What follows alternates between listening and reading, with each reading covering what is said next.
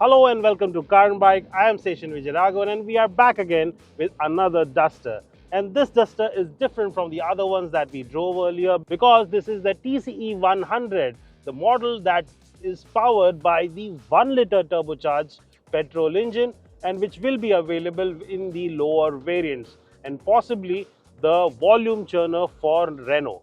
Now we have already spoken about the design, the features, the creature comforts, the tech in our previous video, so you can go check them out for all that information.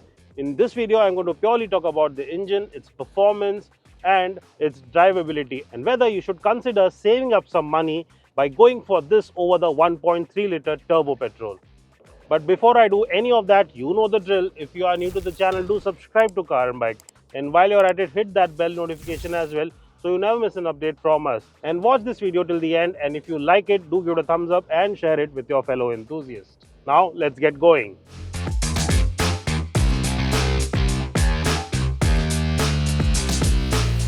Now, starting with the meat of the matter, this is the same 999cc turbocharged 3-cylinder petrol engine that already powers the higher variants of the Kiger. And the power figure might be the same, it's the same 99 bhp, but the torque has been increased and that stands at about 166 Newton meter. And Renault also says that it has tuned the engine for the Duster specifically, and you can feel that difference if you drive the cars back to back. I have driven the Kiger recently, so I know that the engine's character is slightly different. The difference is felt in the lower revs because in this engine, the torque kicks in as low as 2000 RPM. So there is a good low-end performance over here. Yes, there is turbo lag in the lower revs, but it is well managed over here because Renault has added a new engine management system, which means that a torque kicks in early and you can get to triple-digit speeds much quicker. Overall, with this engine, the Duster feels nice to drive. And the one fear that I had before getting behind its wheel, that this engine might be underpowered for the Duster, has gone away instantly.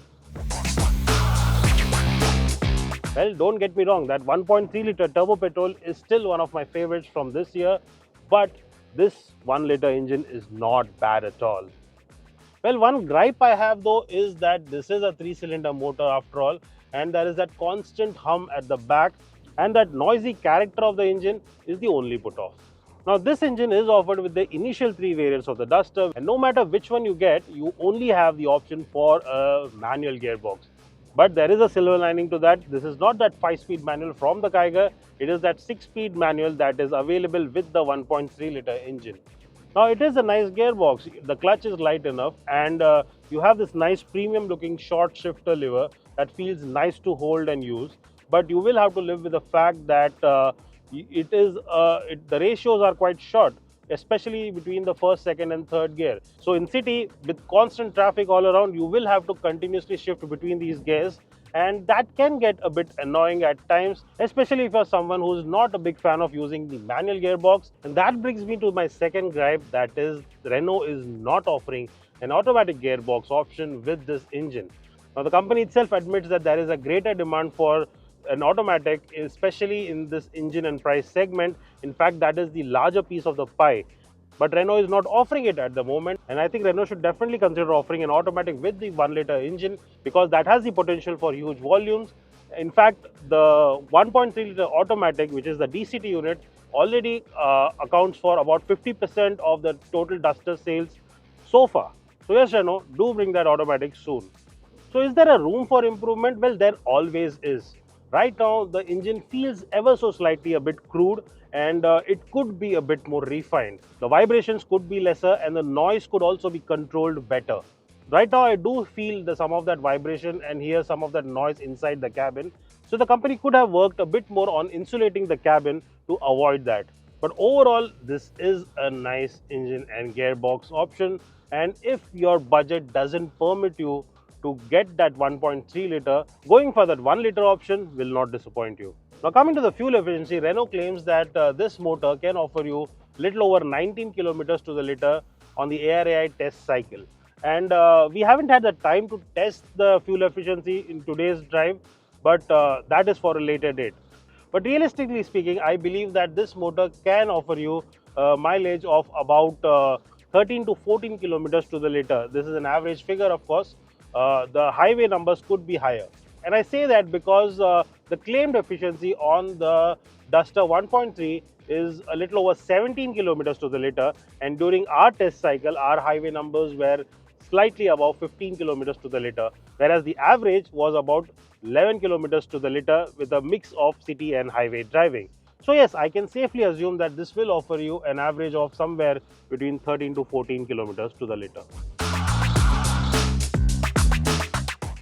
So as I mentioned, this is the Techno variant of the Duster that we have with us, and visually not much has changed. It largely you get the same Duster grille as well as the headlamps, but there are some differences over here. Firstly, you get a set of 17-inch alloy wheels. Now these get this gunmetal finish compared to the black alloys you have seen on the launch edition, the iconic launch edition. And also this applique on the doors has also changed. Here you get the Duster lettering with the Renault badging, and of course you do not have any of those lower decals and a black roof rail without that Duster lettering. So this is visually by and far the largest differences that you will see on the exterior.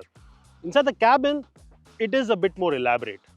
The cabin offers you new interior. Now here you get this fabric brown and black interior, which quite frankly look very nice. They're quite premium. Yes, I would have liked this fabric material to be a bit more thicker to add a bit more premiumness, but this is still fine. The seats are well contoured and they offer good support. Also, I am okay with the manual adjustment. I do not need electrical adjustment. That is something that is not a deal breaker for me. What you get, of course, is a nice touchscreen. You get the same big 10-inch touchscreen over here with wireless Android Auto and Apple CarPlay. The driver cluster is smaller, but that too is quite fine with me because rest of the bits are same. You do get dual ACs, you get rear AC vents, you get good panoramic sunroof, and you also have a nice instrument as well as infotainment control. I also like there's good amount of space in the center console, and it is nice to use. And even if you go for the 1.3 liter with the automatic, you get a similar setup. So overall, the cabin, although is lesser in terms of features, you get all the necessary bits that make it a nice package. Although the one gripe I have is with this rear view camera. The quality on the 360 that you get with the higher variants is much nicer. Here, the rear view camera is not that great. The image is distorted and this angle too is a bit off. So I had to rely on the ORVMs to park whenever I was parking the car. So yes, this could have been better. When I first drove the Duster back in Dehradun, we only had the opportunity to drive the 1.3 liter turbo. And I loved the engine so much that I feared how the 1 liter would perform. But after spending the better part of today with this 1 liter version, my fears have been put to rest. Renault has truly worked upon this engine to suit the character of the Duster. And if you're someone who's picking this over the 1.3 liter turbo petrol, be it for the budget constraints or even to get a more economical option, then the Duster 1 liter will not disappoint you. Because even with this Techno variant, you're getting almost every, not just usable, but even the nicer creature comforts. And the one thing that could make this even better is offering an automatic, which I hope that Renault considers and brings to the market as early as possible. So what do you think about this review? Do you like the Duster 1 liter? And will you be picking this over the 1.3 liter?